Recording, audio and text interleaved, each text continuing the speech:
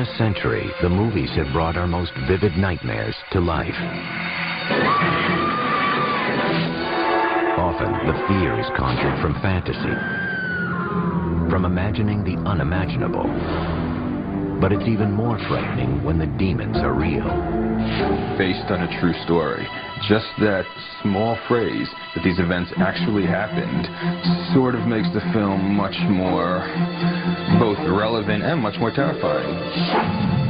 Norman Bates in Psycho, Leatherface in the Texas Chainsaw Massacre, Buffalo Bill in The Silence of the Lambs. Each of these characters had its origins in the same true story, the unspeakable crimes of a single man. His name was Ed Gein. The writers of fiction, who are really good at it, could take Ed Gein and you could make him almost anything you wanted to make him in the world of horror, because he had so much to work with. Gein's crimes were committed against the living and the dead. The depraved acts of a damaged mind, they flashed through the surface of a complacent age, revealing the darkness that lurked just below. His twisted world became America's obsession. And what is at bottom, the story of a boy and his mother, became the template for half a century of horror. There's something about Gein that appeals to the morbid curiosity within all of us. It's so macabre, so bizarre, so deviant that we can't look away. So how long have you known Mr. 7 years? 7 years. What kind of a man did you know him? Well, he's a nice man, just like anybody else. The only difference I'd say in the man, he seems to be a little high.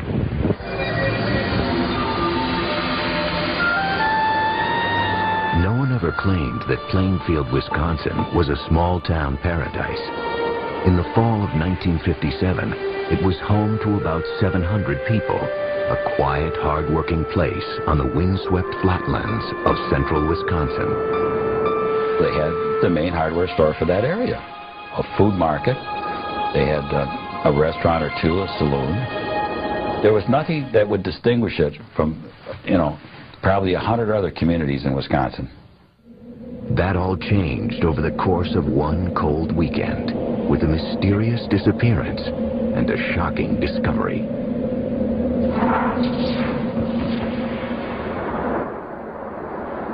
Saturday, November 16th, marked the beginning of an annual Wisconsin ritual. Deer season. In Plainfield, the men hunted not for sport, but for food. Their trophies would be killed, hung in barns, and dressed out, gutted and butchered. All the males would be out in the woods. And so the main street would be a quiet place. Particularly quiet that morning was Bernice Warden's hardware store. Though the store was supposed to be open, the 58-year-old proprietor was nowhere to be found. I lived across the street from the hardware store where Bernice Warden ran her business. I believe it was in the afternoon. People were starting to wonder why the store was locked. And where was Bernice Warden? So her son came back from deer hunting himself and found that the place was a mess. There was blood all over the floor, and they started to investigate what might have possibly happened to her. Interviewed by police, Bernice Warden's son mentioned a frequent customer who'd been in just the day before to check on the price of antifreeze. Ed Gein, a 51-year-old bachelor who lived in an antifreeze. Ed Gein, a 51-year-old bachelor who lived in an isolated farmhouse outside of town. Everybody had a role to play in this town. And I think that Ed Gein was recognized probably not as the village idiot, but as a village oddball, I would say. That evening, about 2 hours after Bernice Worden was reported missing, Sheriff Art Schley headed out with another deputy to Ed Gein's farm. If you ever wanted to have a Halloween party, that would be a great place for it. It was a spooky house out in the edge of town, and it was dark, and there wasn't a sign of life there. The doors of the house were locked, so the officers decided to take a look inside the woodshed. They went in investigating with flashlights. It was pitch black because there was no electricity and no lights. And one of the lawmen felt something bump against his shoulder. He turned, shined his flashlight on it, and indeed, there was Bernice Worden hanging from the rafters, upside down with her head off and gutted like a deer.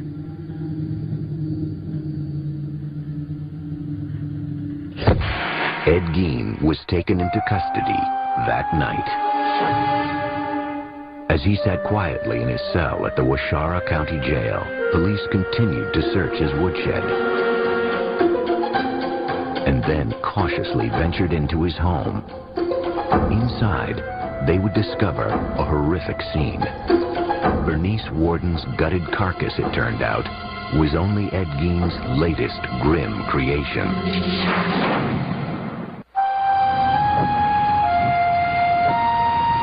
On November 16, 1957, the quiet farming town of Plainfield, Wisconsin was abuzz with rumors about the murder of one of its residents. Bernice Worden's mutilated and decapitated corpse had been found that night in the woodshed of 51-year-old Ed Gein. With Gein now in custody, police prepared to enter his house for the first time. It was a cold, dark night, and the place had no electricity. The officers had only lanterns and flashlights to illuminate the scene. Well, Gein's entire house was in a state of really unimaginable squalor. It was so completely overwhelmed with the trash of a decade. It was chaos in terms of housekeeping. Well, you don't keep house. The kitchen was a jumble. Everything, there was dirty things here and newspapers laid up here and junk all over the place. But the officers discovered much more than mere filth. In plain sight, scattered throughout the house, was a ghastly array of human remains. Investigators were completely stunned and appalled to discover this incredible collection of human body objects. And among the things they found were bowls that had been made from the tops of human skulls. And then they found what looked like trinkets, but it was like a string of nipples from breasts, all on a string. They found a shade pole that was made from a set of women's lips. And they found other body parts there. Then you'd go out into what would be like a living room, and they found furniture, a lampshade that was made out of human skin, chairs that were upholstered in human skin. They found face masks. Gein had apparently flayed the skin from the heads of the victims and preserved them and stuffed them with paper and hung them on the wall as decorations. Each disturbing discovery seemed to top the previous one, until finally, one officer came upon a brown paper bag. He opened the paper bag and saw a hank of human hair, and as he himself later described it, he said he had no idea what possessed him to do it, but just sort of reflexively, he reached in and pulled this thing out. To his horror, he discovered it was a woman's face. Worse yet, it was someone the cops recognized, a local bar owner named Mary Hogan, who had gone missing 3 years before. For 30 hours, the man apparently responsible for this gruesome spectacle sat in his jail cell, refusing to speak to investigators. Finally, they confronted him with Bernice Worden's corpse. And with that, Ed Gein began to come clean.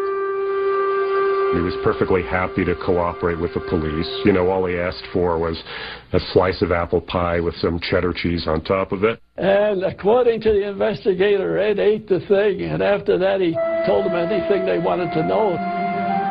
They said, well, what's all these body parts in here, Ed? You know, how many people did you kill? All the dead stuff in his house. They just assumed that it was like murder victims. All told, Gein would confess to only 2 killings: Bernice Worden and Mary Hogan. The rest of his grisly artifacts, he said, were crafted from corpses he had stolen from local cemeteries.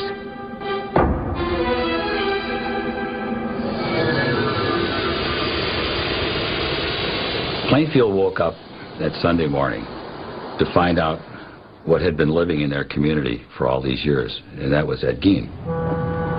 My dad, he couldn't tell us what had happened. He just said, I want you to come in and watch the news tonight with me. And the news came up on the television. He was the person. I just said to my dad, oh my gosh, that's Ed. We were all upset. We were all devastated. We were horrified about what had happened. It was a terrible, horrible thing. It was just such a complete shock, I guess. It was something that was a little bit difficult to talk about. It wasn't just the murder of Bernice Worden that was so disturbing. It was the other terrible things that he did that was upsetting so many people. I mean, this is a guy who had been living in their community almost all his life and been a babysitter for their children, had been eating at their table. Well, look what he did and how he did. They couldn't believe it. Well, I figured he was just perfectly harmless and rather simple. Plainfield's shock would soon be America's.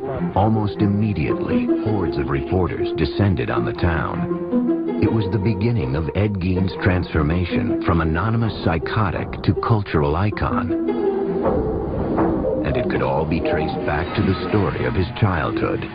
Because in the words of Norman Bates, a boy's best friend is his mother. In November 1957, the gruesome tale of Ed Gein was making headlines across America. The country's morbid fascination with the man the papers were calling the Mad Butcher of Plainfield was not lost on author Robert Bloch, who was living in Wisconsin at the time. It was exactly the time that the Gein case was breaking in the newspapers, and Bloch immediately recognized that it would be a wonderful basis for a horror story. The result was Bloch's 1959 novel, Psycho, which Alfred Hitchcock would bring to the big screen the following year. The story of Psycho is the story of Norman Bates, a single, deeply disturbed mama's boy, for lack of a better word, who runs a hotel and murders unsuspecting young women who cause him to have any sexual urges or impulses. One of the main things that Bloch took from the Gein case was the psychological relationship between Norman and his mother, which very much parallels that between Annie and his mother. Augusta Gein had been dead 12 years when police entered the house she had once shared with her son. As they worked their way from room to room, searching for clues that might explain what would drive someone to commit such crimes, they came upon a doorway that had been boarded up. And by that time, of course, they had seen so many horrific things, they had no idea what they were going to discover behind the doors of this room. And when they broke it down, what they discovered was that it was a room that was kept in a state of perfect, pristine preservation. And that turned out to be the room of Ed's mother. The bed was made. There was a table, night table. Had a Bible on it. The room was very dusty, musty. The wallpaper was sort of a rose-tinted thing, but it was all kind of discolored. And that was his shrine to his mother. After his arrest, Ed Gein underwent a month-long court-ordered psychological evaluation. It was here that a picture began to emerge of life behind closed doors on the Plainfield farm, and Ed Gein's descent into madness.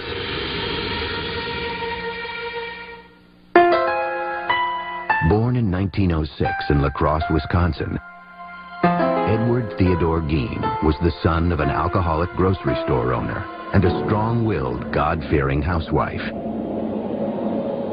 When he was 8, his mother Augusta insisted that the family leave their La Crosse home.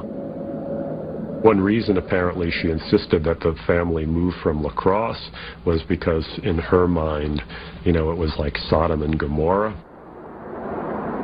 With the proceeds from the sale of their grocery store, the Gein family settled on to a 200-acre farm in Plainfield. Isolated, the family dynamic grew stranger and stranger. Mr. Gein had a very strange relationship with his mother. It was a love-hate relationship. He listened to her and worshipped her and followed her very closely. She was a religiously devout, if not fanatical woman. Very, very domineering, very, very strong-willed. I mean, she completely dominated her husband as well, Henry. Augusta would preach a lot out of the book of Revelations that said that women were whores, women were tramps, women were definitely evil beings out to, hurt people. The Gein household really became a sort of breeding ground for psychopathology. You had these 4 people stuck together, completely under the sway of this woman. So it really becomes an incubation place for madness.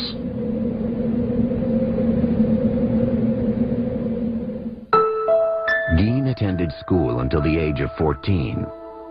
An unremarkable student, his IQ would later be tested as average. And when he finished school at approximately 7th grade, he just went home then and worked on the farm there. So he did not have contact with the outside world, shall we say, to any extent. In 1940, when Ed was 34, his father died of a heart attack. Now it was just Ed, mother, and older brother Henry. I think Henry was probably a genteel man who worked hard on the farm and tried to please his mother as well. But he wasn't Ed. He had his own ideas of how his life should be led. In May 1944, Henry and Ed found themselves battling a brush fire on their property. According to Ed, the fire got out of control and he lost sight of his brother. He went for the police, and though he told them he didn't know where Henry was, he was able to lead them straight to his brother's dead body.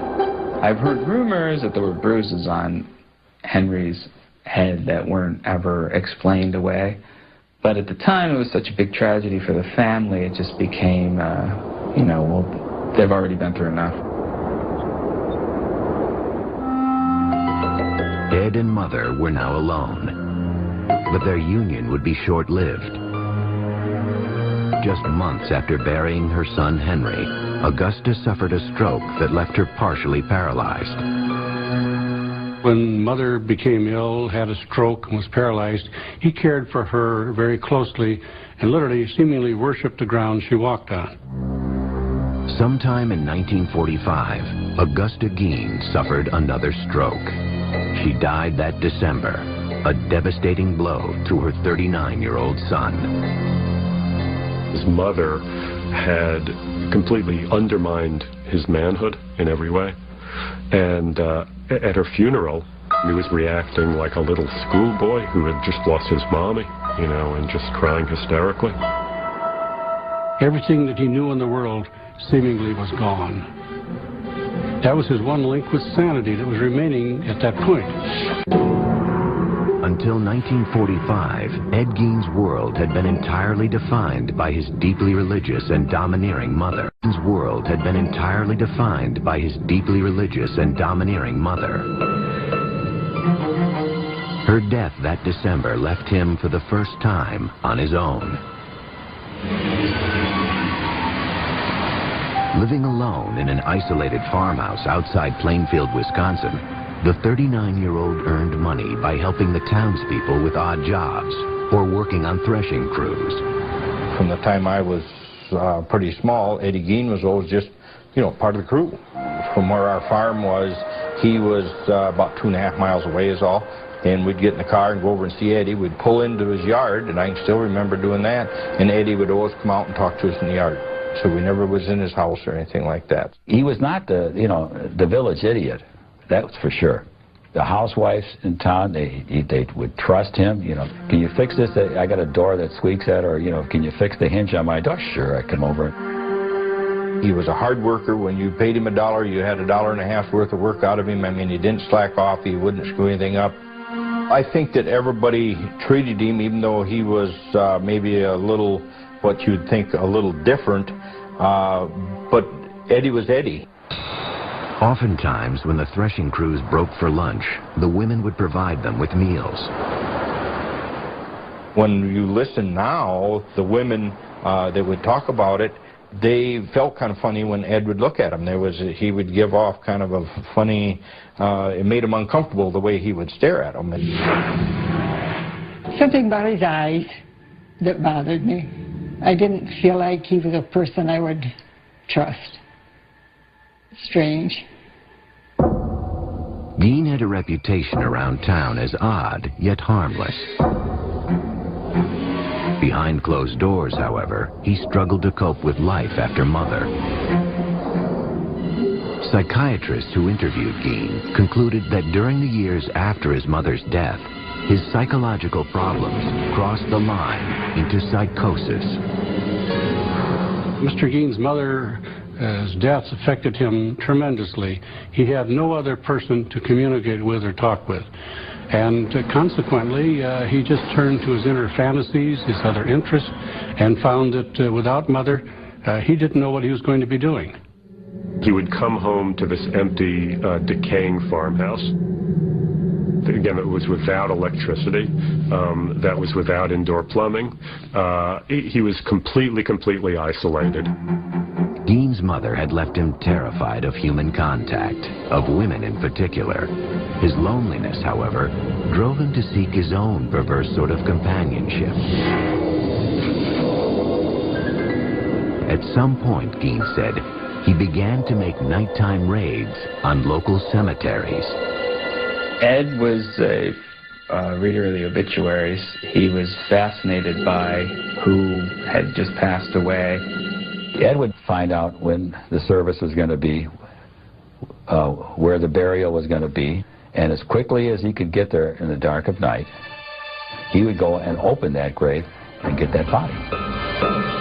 Mr. Gein substituted seemingly dead bodies for the activities that he had with his live mother before. If Mother was gone, he needed someone who literally could take her place. Gein took these desires to ghoulish extremes. Though it remains a mystery if he ever engaged in either sex with the corpses or cannibalism, some of the discoveries police would later make defied comprehension. There was what the police called a mammary vest, the upper torso of a woman that Gein had taken from the body and preserved and attached straps to. And then there were leggings that had been made from the skin of a woman's legs. And at times, it was reported that he would sometimes walk around with this mammary vest that he had managed to make from female anatomy, and he would attach it to his body. And apparently also sometimes take one of the female genitals that he had removed from a corpse and stick those on himself as well, and pretend to be a woman. Eventually, however, violating the dead was not enough to satisfy Gein's morbid urges. It was around this time that he began patronizing Hogan's Tavern, a local watering hole owned by the bawdy, tough-talking Mary Hogan. That was one bar that hunters would, after you hunt long all day, you generally stop and have a soda pop. And I recall she was very huge and very jovial and joked a lot. Her nickname was Bloody Mary. Mary Hogan was indeed a dirty talker. She spoke in profanity like a truck driver or a sailor or whatnot. I think when Ed Gein saw Mary Hogan, he saw some kind of grotesque, dark mirror image of his mother. On the afternoon of December 8th, 1954, a local farmer stopped into Hogan's Tavern to pick up some ice cream for his daughter. He goes into the bar, and he knew immediately that something was wrong. There was blood all over the floor, and there was money on the floor, and he just turned around and beat it out of there. Mary Hogan was nowhere to be found. When Mary Hogan turned up missing, there was talk about, they said they felt she'd been murdered, and she just was missing, and they just could not find her to go to heck for it. Police explored what few leads they had. Ed Gein was never questioned. No one considered him a suspect. It was too far-fetched to imagine that the quiet, hard-working bachelor could possibly be a killer. I can still remember, somebody said, well, I wonder where Mary Hogan is. Well, he said, she's over by my place. He said, I got her over there. And everybody said, oh, yeah, Eddie, you got her. Yeah, we know Eddie, yeah. As the leads petered out, it started to look like Mary Hogan's disappearance would remain unsolved. 16th, 1957, when police found her face in a paper bag in Ed Gein's kitchen. Maybe he felt he wanted to incorporate her into his home, and this was his way of bringing home a bride. But he brought her home as a corpse. As 1957 drew to a close, the people of Plainfield, Wisconsin were still reeling from the nightmare visited on their town. Ed Gein had been charged with the murder of hardware store owner Bernice Warden. But the discovery of his many other hideous offenses had brought instant infamy to Plainfield, along with a horde of reporters from around the world. This was the crime of the country at this particular November in 1957, and it just brought in basically the Western world's press. Had you ever been in the man's house? No, sir. Never been in there. I'd like to talk now. Your name? As the incident wore on and it became so much a front page issue that lots and lots of people were saying, when can it just die down? When can it go away? It was disturbing to the population. We didn't really appreciate all of the media attention. I was stopped on the street once by a reporter from England, but I just said that I had nothing to say and no comments to make and walked on. Outside of Plainfield, a different kind of response was taking hold. The spread of what came to be known as Gein humor. Well, I believe that the jokes sort of was an outlet for how everyone felt and the fear that they felt. One of them was, what was Ed's favorite dessert? And he says, lady fingers. Ed Gein gave his girlfriend a present on Valentine's Day. It was a box of farmers' fannies, you know. There were actually people thrown out of the restaurant in Plainfield for going and ordering Gein burgers and things. On January 6, 1958, hearings began to determine if Ed Gein was competent to stand trial for Bernice Warden's murder. Doctors who had evaluated Gein testified that he suffered from schizophrenia. They said he was prone to hallucinations and delusional thinking and believed he was an instrument of God with the power to raise the dead. You know, he'll talk about the most incredible, extraordinary horrors that are totally inconceivable to any normal person, but he does it in the tone as though he's talking about going to the grocery, you know, to buy his provisions for the week. In the end, the doctors said it all came back to Mother. This is the duality. This is the duality of Gein. You know, part of it was a desire to have the physical presence of his mother back with him in that home. Whereas obviously another part of the motivation had to do with desecrating the corpse.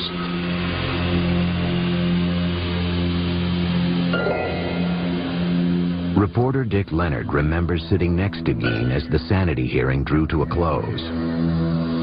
At that moment, he says, he caught a glimpse of the scared, sick man behind the monster. I looked at Ed, and he looked at me, and I could see he was nervous. He was fearful. And he says to me, "What are they going to do to me? What are they going to do to me?" So the judge raps everybody to be quiet. And I had my hand down on the bench here, and he's next to me. And he reaches over and grabs my hand like I was his mother or something. That afternoon, the judge ruled that Ed Gein was legally insane and therefore not competent to stand trial. He was sent off to live at Central State Hospital for the Criminally Insane, a psychiatric hospital in central Wisconsin. For the people of Plainfield, life after Ed Gein would never be the same. We never locked our doors before this happened. But we began to lock our doors. The 50s was an era of innocence, I believe, and it's pretty much ended that. Still, there was one last piece of business for the town to attend to. On March 30th, 1958, Palm Sunday, Gein's farm and personal effects were scheduled to be auctioned off. But in the early morning hours of March 20th, residents awoke to a strange orange haze glowing a few miles out of town. There will be an auction here Palm Sunday, but this house and the personal belongings of Ed Gein will be conspicuously absent. Call it an act of God or whatever you will. The main attraction will be missing, reduced to a mass of rubble by a mysterious fire. News of the fire reached Gein himself later that morning. I went to Ed's room and I told him that his house had burned down. And he made a gesture just as well, the exact words that he said. In the end, after a brief investigation, the cause of the blaze remained a mystery. Residents of Plainfield were just happy the place was gone. The people in Plainfield were so happy that this house burned down and this was going to go away. We weren't going to be bombarded by the media. We were not going to be having tourists come to Plainfield to see Ed Gein's horror house.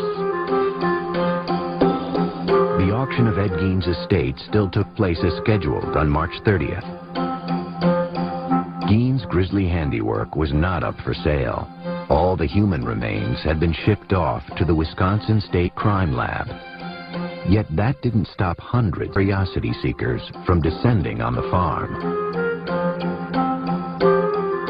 One of the things sold at the auction was Ed Gein's car, which a very enterprising carny type immediately purchased and started to take on tour. Ed Gein's car used to show up at county fairs, like an exhibit, you know, like the two-headed cow, or, you know, the bearded person, so that that would be an exhibit that you could put a tent around it and charge admission. At Central State Hospital, staffers soon came to view Ed Gein as something of a model patient. Ed was a quiet individual. He'd go and sit in the corner in the day room, and we had some nice lounge chairs out there, and he'd read the paper there. And, he wouldn't converse too much with other patients. I can remember we used to play cribbage together out in the day room. There were, however, times when Gein behaved oddly. When it got, say, full moon, he would talk about women, what he'd like to do to them, and just ramble on and on, just like very incoherent. And then as the full moon dissipated, he would get more back to normal. But he always had that glint in his eye that you kind of figured there was something there that was wrong. In 1968, Gein's doctors wrote a letter to the court stating that Gein was now competent to stand trial for the murder of Bernice Worden. When he walked into the courtroom, there was dead silence. It was just, I mean, you could hear a pin drop. And then he walked in and he stopped a little bit and he bowed his head to the audience. After a 9-day trial, the judge found him guilty. The 62-year-old was sent back to Central State to live out the rest of his days. In time, Ed Gein's macabre fame would fade, yet his twisted saga would never lose its capacity to shock or its power to provoke our deepest fears.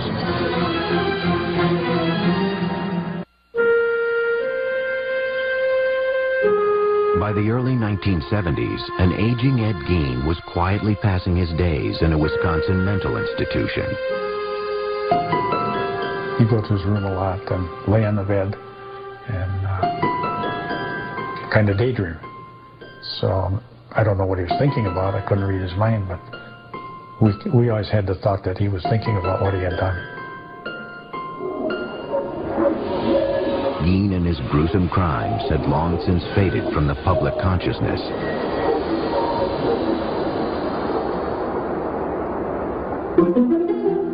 Yet the story of the so-called Mad Butcher of Plainfield had firmly taken root in the darkest reaches of the American psyche.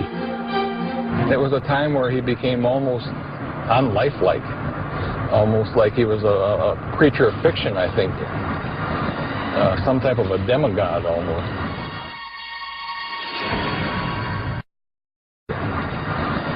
Some type of a demigod, almost. My name is Gunnar Hansen. In 1973, I killed 4 people. I was Leatherface in the Texas Chainsaw Massacre. When Texas Chainsaw Massacre was released, it played predominantly in drive-ins. And to say there was an uproar over it would be an understatement. You know, teenagers went in their cars looking for a good time. And what they were exposed to was literally 90 minutes of pure hell.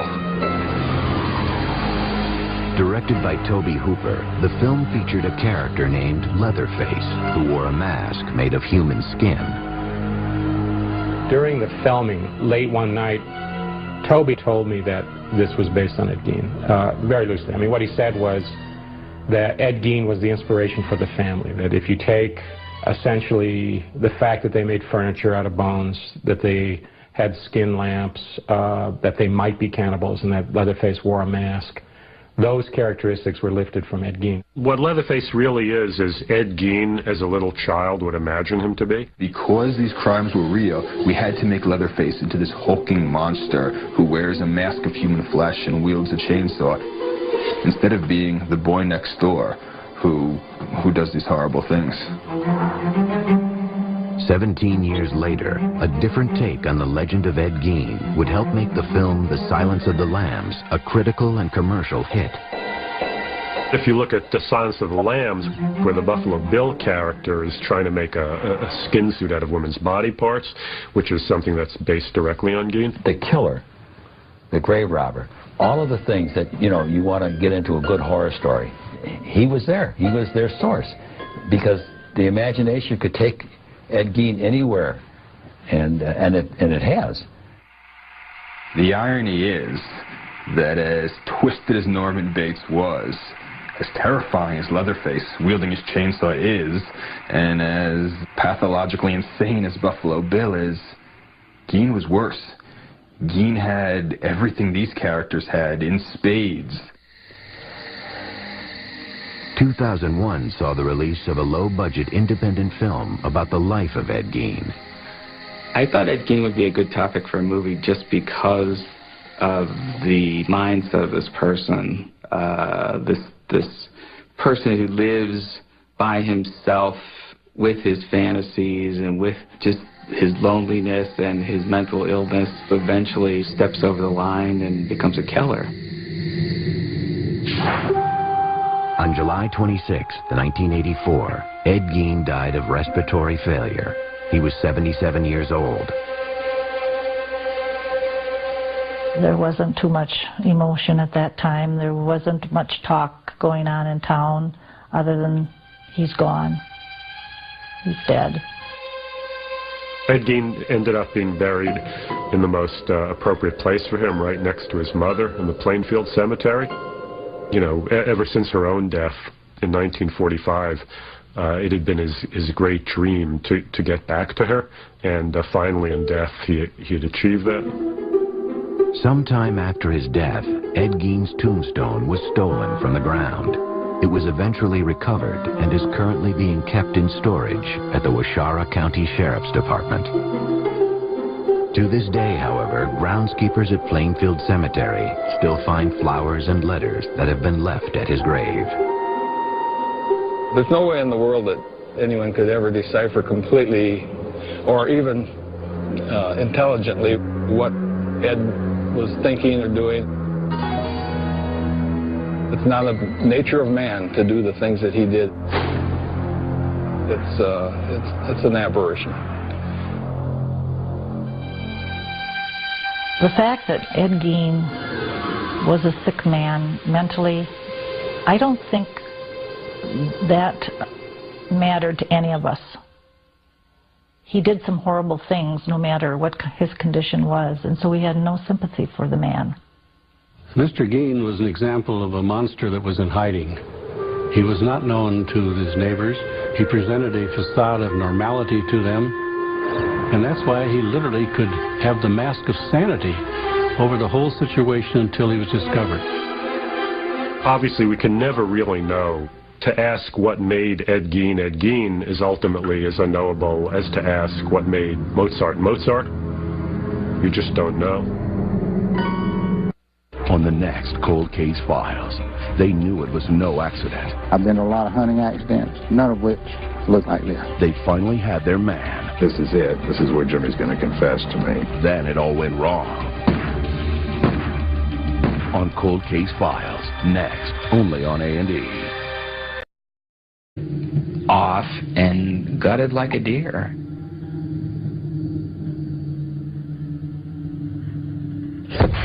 Ed Gein was taken into custody that night. As he sat quietly in his cell at the Waushara County Jail, police continued to search his woodshed and then cautiously ventured into his home. Inside, they would discover a horrific scene. Bernice Worden's gutted carcass, it turned out, was only Ed Gein's latest grim creation.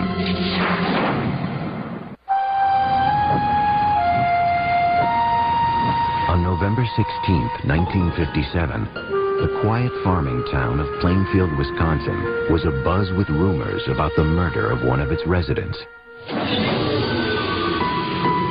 Bernice Worden's mutilated and decapitated corpse had been found that night in the woodshed of 51-year-old Ed Gein. With Gein now in custody, police prepared to enter his house for the first time. It was a cold, dark night, and the place had no electricity. The officers had only lanterns and flashlights to illuminate the scene. Well, Gein's entire house was in a state of really unimaginable squalor. It was so completely overwhelmed with the trash of a decade. It was chaos in terms of before to check on the price of antifreeze. Ed Gein, a 51-year-old bachelor who lived in an antifreeze. Ed Gein, a 51-year-old bachelor who lived in an isolated farmhouse outside of town. Everybody had a role to play in this town, and I think that Ed Gein was recognized probably not as the village idiot, but as a village oddball, I would say. That evening, about 2 hours after Bernice Worden was reported missing, Sheriff Art Schley headed out with another deputy to Ed Gein's farm. If you ever wanted to have a Halloween party, that would be a great place for it. It was a spooky house out in the edge of town, and It's dark, and there wasn't a sign of life there. The doors of the house were locked, so the officers decided to take a look inside the woodshed. They went in investigating with flashlights. It was pitch black because there was no electricity and no lights. And one of the lawmen felt something bump against his shoulder. He turned, shined his flashlight on it, and indeed, there was Bernice Worden hanging from the rafters, upside down with her head.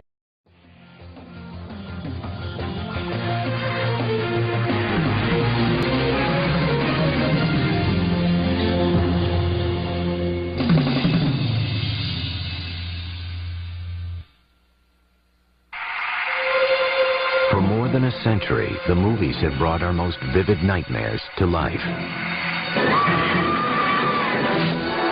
Often, the fear is conjured from fantasy, from imagining the unimaginable. But it's even more frightening when the demons are real. Based on a true story. Just that small phrase that these events actually happened sort of makes the film much more both relevant and much more terrifying. Norman Bates in Psycho. Leatherface in the Texas Chainsaw Massacre. Buffalo Bill in The Silence of the Lambs. Each of these characters had its origins in the same true story, the unspeakable crimes of a single man. His name was Ed Gein. The writers of fiction, who are really good at it, could take Ed Gein and you could make him almost anything you wanted to make him in the world of horror, because he had so much to work with. Gein's crimes were committed against the living and the dead. The depraved acts of a damaged mind, they flashed through the surface of a complacent...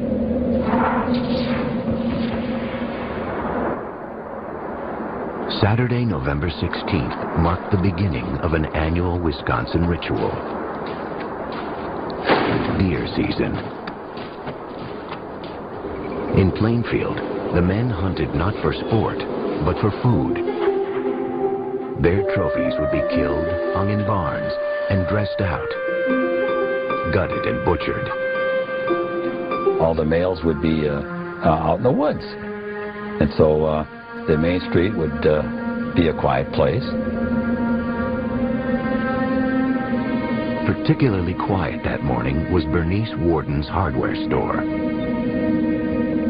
Though the store was supposed to be open, the 58-year-old proprietor was nowhere to be found. I lived across the street from the hardware store where Bernice Worden ran her business. I believe it was in the afternoon. People were starting to wonder why the store was locked and where was Bernice Worden. So her son came back from deer hunting himself and found that the place was a mess. There was blood all over the floor, and they started to investigate what might have possibly happened to her. Interviewed by police, Bernice Worden's son mentioned a frequent customer who'd been in just the decent age, revealing the darkness that lurked just below. His twisted world became America's obsession. And what is at bottom, the story of a boy and his mother, became the template for half a century of horror. There's something about Gein that appeals to the morbid curiosity within all of us. It's so macabre, so bizarre, so deviant that we can't look away. How long have you known Mr. 7 years? 7 years. What kind of a man did you know him? Well, a man, he's a nice man, just like anybody else. The only difference I'd say in the man, he seems to be a little hot.